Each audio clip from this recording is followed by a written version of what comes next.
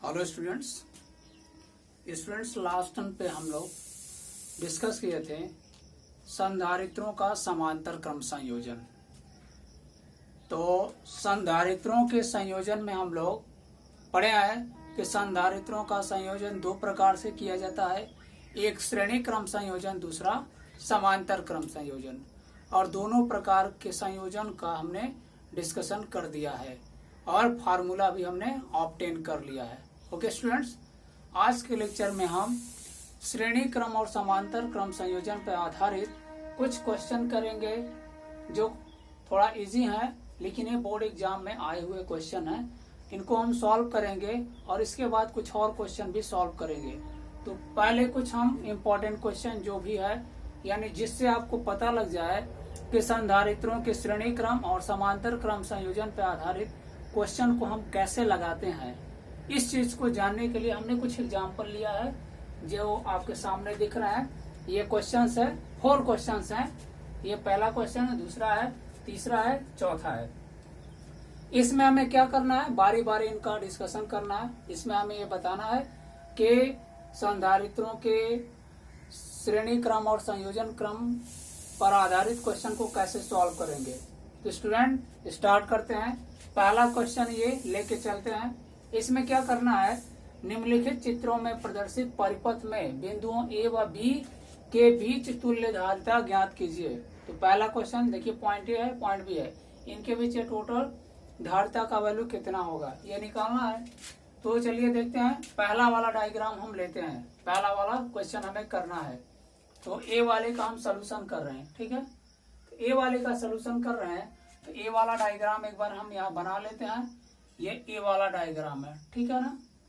ए वाला डायग्राम बना के उसके बाद सोल्यूशन देते हैं हम। चलिए देखिएगा, ये सोल्यूशन, ये डायग्राम हमने बना दिया, ठीक है। ये 1 माइक्रोफैरड का संधारित्र है, ये 2 माइक्रोफैरड का संधारित्र है और ये 3 माइक्रोफैरड का संधारित्र है। पॉइंट ए हो गया, पॉइंट बी हो गया, ठीक है।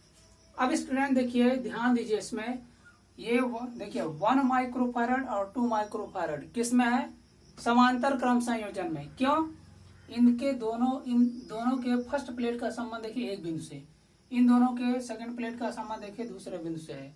तो ऐसा संयोजन जब मिलेगा तो समांतर क्रम संयोजन होगा। तो लिखेंगे क्या होगा, 1 माइक्रोफैरड 2 माइक्रोफैरड के संधारित्र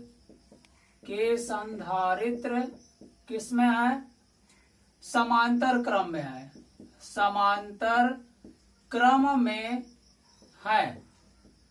इसलिए क्या होगा, इसलिए C1 मान लेते हैं इसको, क्या 1 माइक्रोफैरड प्लस 2 माइक्रोफैरड, यानी इन दोनों का तुल्य निकालेंगे तो ऐड करके, ठीक है ना। आप पढ़े होंगे कि श्रेणी क्रम समांतर क्रम के लिए क्या फार्मूला लगाते हैं, C=C1 plus C2 plus C3। ऐसे जितने समांतर क्रम में जुड़े रहेंगे उनके लिए तुल्य ऐसे निकालते हैं, और श्रेणी में जुड़े रहेंगे, श्रेणी क्रम में जुड़े रहते हैं, क्या फार्मूला लगाते हैं, 1/C1 1/C1 plus 1/C2 plus 1/C3। ऐसे बहुत जितने जुड़े रहेंगे ऐसे उनके लिए लगाते हैं। तो यहाँ दोनों समांतर में थे तो जोड़ लिया। अब क्या हो गया, ये 3 माइक्रोफैरड हो गया C1 का वैल्यू। अब देखिए स्टूडेंट, इन दोनों के स्थान पर अब क्या हो गया, एक संधारित्र हो गया। दोनों का तुल्य क्या निकाले हमने, एक संधारित्र जिसकी धारिता क्या हो गई, 3 माइक्रोफैरड। अब इसमें बदल गया, ये C1 = 3 माइक्रोफैरड का आ गया। अब देखिए ये और ये दोनों किस में है, समांतर क्रम में नहीं, श्रेणी क्रम में है। ये दोनों किस में आ गए, श्रेणी क्रम में। पुनः क्या लिखेंगे, पुनः ये C1 = 3 माइक्रोफैरड और 3 माइक्रोफैरड, वैसे वह 3 माइक्रोफैरड के संधारित्र किस में है स्टूडेंट, संधारित्र श्रेणी क्रम में है, श्रेणी क्रम में है। इसलिए क्या होगा, इसलिए बिंदुओं ए, अब कोई बचा नहीं है, इसलिए ए व बी के बीच तुल्य धारिता। बिंदुओं ए व बी के बीच, ए व बी के बीच तुल्य धारिता, तुल्य धारिता क्या मिल जाएगा?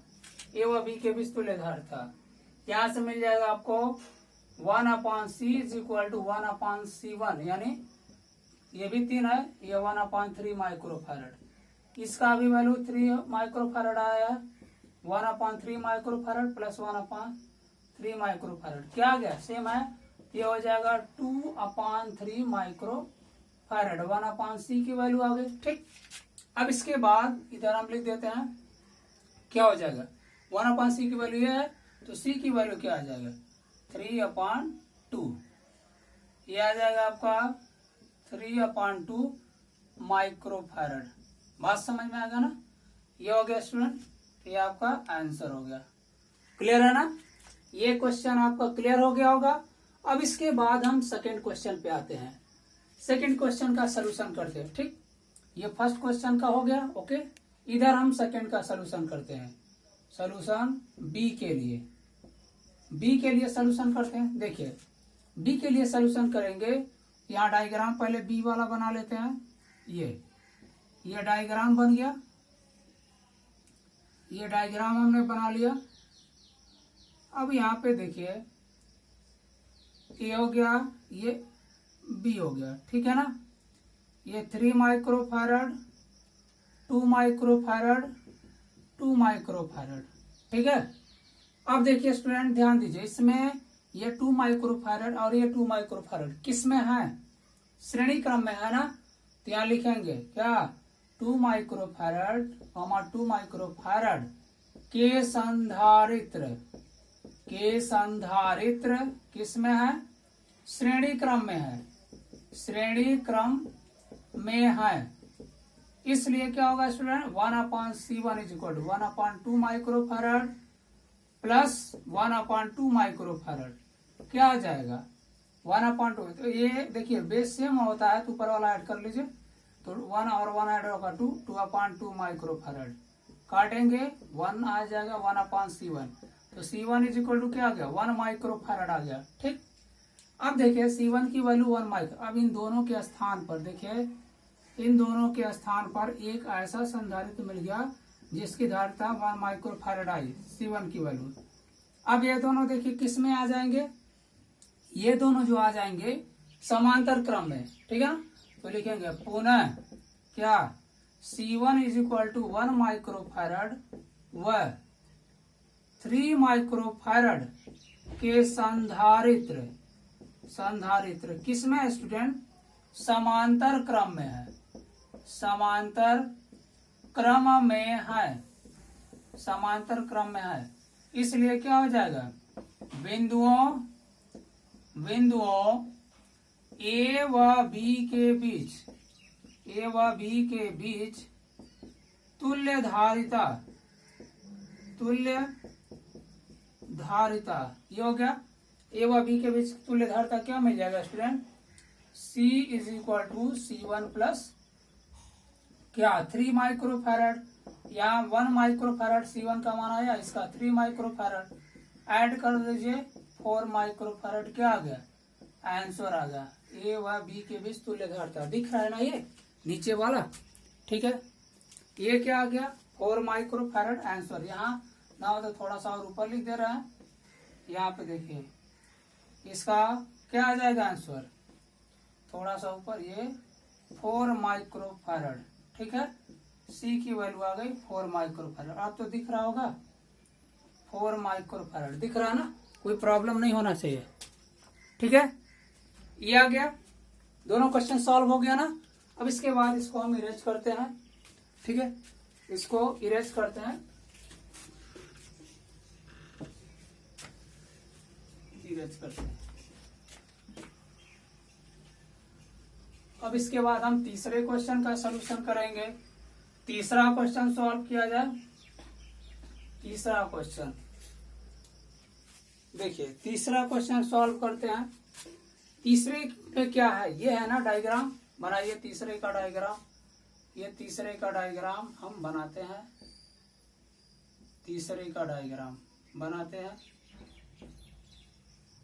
बना दिया तीसरा का डायग्राम। ठीक, ये हो गया, ये हो गया, ये बी हो गया। ठीक, इसका भी डायग्राम बना दिए। अब इसका सोल्यूशन देखा जाए क्या हो जाएगा। यहाँ देखिए, ये 1 माइक्रोफैराड का ये भी है, 1 माइक्रोफैराड का ये भी है, 1 माइक्रोफैराड का ये भी है, और 1 माइक्रोफैराड का ये भी है। ठीक, यहाँ से देखो ये सीरियल से जुड़े हुए हैं, 1 1 ये 3, ये वाला और ये वाला, तीनों क्या है, तीनों जो है श्रेणी क्रम में एक साथ ऐसे काट के ऐसे निकाल दो यहाँ से, देखो, और सीधा ऐसे स्ट्रेच कर दो, क्या आ जाएगा, एक के बाद सीरियल वाइज ऐसे तीनों जुड़े हैं। तो ये क्या है, तीनों ये और ये तीनों श्रेणी क्रम में है। ठीक, तो लिखेंगे भाई, ये सी वाला क्वेश्चन आ गया। क्या लिखेंगे, 1 माइक्रोफैराड कामा 1 माइक्रोफैराड व 1 माइक्रोफैराड के संधारित्र किस में है, श्रेणी क्रम में है, श्रेणी क्रम में है। इसलिए क्या हो जाएगा स्टूडेंट, इसलिए 1/C1 is equal to 1/1 microfarad plus 1/1 microfarad plus 1/1 microfarad. ये क्या होगा, 3/1 माइक्रोफैराड, 3 गुना हो जाएगा 1/C1। तो C1 इज इक्वल टू क्या आ जाएगा, इसका रिवर्स करिए, 1/3 माइक्रोफैराड, ये आ गया।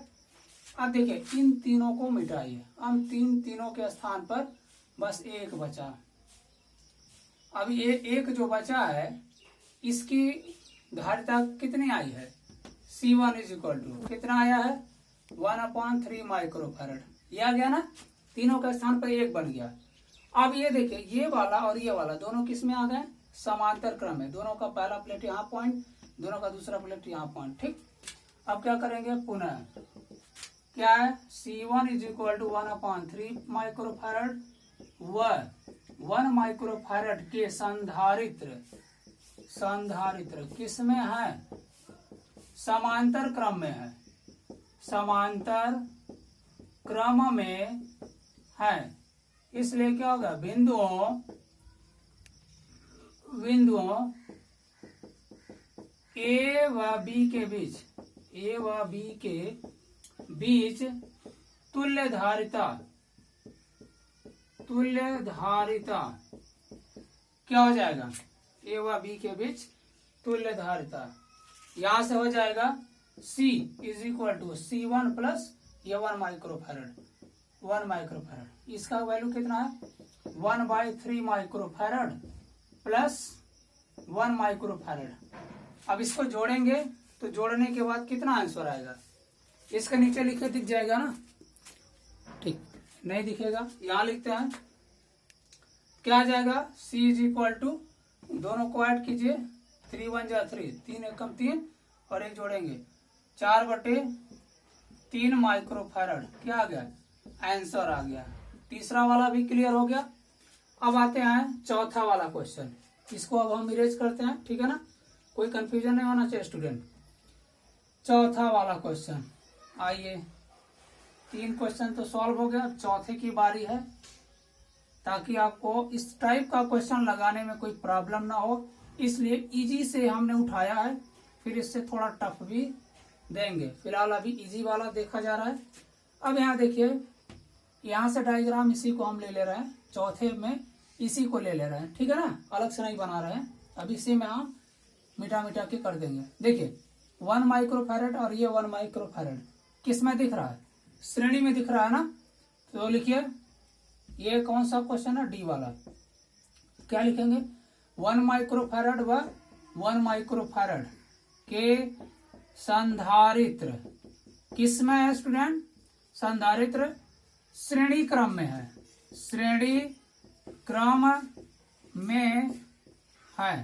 ठीक, यहाँ से हो जाएगा, इसलिए 1/C1 is equal to 1/1 microfarad plus 1/1 microfarad, क्या हो जाएगा, ये हो जाएगा 2/1 माइक्रोफैराड 1/C1, तो C1 इज इक्वल टू क्या हो जाएगा, रिवर्स कीजिए इसका, 1/2 माइक्रोफैराड। ठीक, अब देखिए इन दोनों को जोड़ने के बाद हमको इतना मिला, तो दोनों मिलकर एक बन गए, कैसे हो जाएंगे, दोनों मिलकर एक बने। अब देखिए ये आ गया, या ये स्ट्रक्चर बन गया ना, ठीक है। अब ये तीनों किस में दिख रहे हैं, ये तीनों के तीनों समांतर क्रम में। क्यों, इसका पहला प्लेट यहाँ पे है, इसका पहला प्लेट यहाँ पे, इसका पहला प्लेट यहाँ पे आ गया, और इसका पहला प्लेट यहाँ पे, इसका पहला प्लेट, इसका पहला प्लेट। इस तरीके से ये तीनों के तीनों किस में आ गए, समांतर क्रम में आ गए, ठीक। तो यहाँ क्या हो जाएगा, पुनः C1 is equal to 1/2 microfarad, comma 1 microfarad व 1 माइक्रोफैरड के संधारित्र किस में है, समांतर क्रम में है, समांतर क्रम में है। इसलिए क्या हो जाएगा, बिंदुओं A व B के बीच, A व B के बीच तुल्य धारिता क्या हो जाएगा, निकालिए तुल्य धारिता। C is equal to C1 plus बाकी 1 माइक्रोफैरड, ठीक। इसका वैल्यू आपने लिखा 1/2 माइक्रोफैरड, अगर 1 जुड़ेगा 2 हो जाएगा, 2 माइक्रोफैरड, ठीक। 2 दूना 4 और 1 5, तो 5/2 माइक्रोफैरड दिख रहा है ना, नीचे लिखने पे दिख रहा है ना, ठीक। यहाँ तक तो दिख रहा है। अब इसको सॉल्व करेंगे, क्या मिलेगा, इसको C is equal to 2.5 microfarad काटने पे इतना मिलेगा, ठीक है। ये आपका आंसर हो गया, ठीक। तो ये चौथा क्वेश्चन का भी आंसर होगा, ठीक है स्टूडेंट।